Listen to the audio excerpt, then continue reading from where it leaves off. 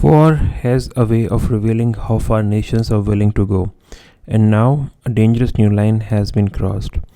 In the growing conflict between Iran and Israel, reports emerged of something alarming: the use of cluster munitions, one of the most controversial weapons in modern warfare.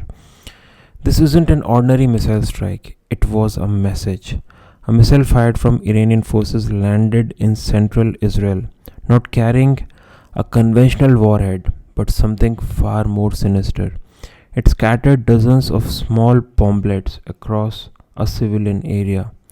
These bomblets or submunitions are designed to explode on impact, but many don't. They remain hidden, embedded in soil, rooftops, even inside homes, and then they wait, sometimes for hours, sometimes for years. This is why cluster bombs are called the landmines of the sky. They don't just cause destruction, they haunt the battlefield long after the war ends. And they are banned by more than 100 countries under the 2008 Convention on Cluster Munitions. But Iran isn't part of that treaty, neither is Israel, nor are other major powers, including the United States, Russia, China, and India. In other words, the world's most powerful militaries have left their door open, and now Iran has stepped through it. Let's pause and understand what exactly is a cluster bomb. It's not a single explosion, it's a delivery system. A single missile carrying dozens, sometimes hundreds of bomblets. Mid-air, the missile opens and scatters them over a wide radius. Each bomblet is meant to explode on impact, but not all do, and that's the real danger.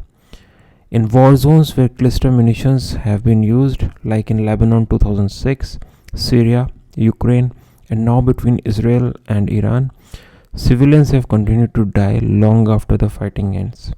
Children make stake bomblets for toys. Farmers dig into the soil and set them off unknowingly. Entire towns are turned into minefields. This isn't just military escalation, it's a moral decay. So the question is, why now? Why has Iran escalated the conflict to this level? Because wars evolve, and when one side believes it's losing ground, it reaches deeper into the arsenal. The Israel Iran conflict has been intensifying over the years.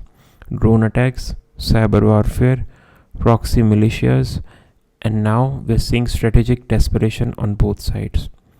Iran's decision to use cluster munitions signals a psychological shift, a message to Israel and perhaps to the world.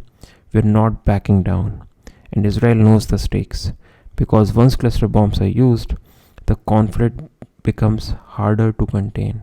The retaliation is harsher, the risk of miscalculation higher, and the possibility of regional spillover becomes very, very real. You see, in modern warfare, escalation isn't always declared, it's demonstrated. Cluster bombs are that demonstration. And what comes next could be far worse, because when the rules of war begin to erode, the walls between nations, civilians, and military targets collapse. Every city becomes a front line, every home a potential casualty. This isn't just about one missile, it's about how far the world is willing to let this conflict go. Today it's a nuclear bomb, today it's a cluster bomb, tomorrow it could be something far more catastrophic. And if history has taught us anything, it's this: wars don't stay confined, and weapons that linger don't forget.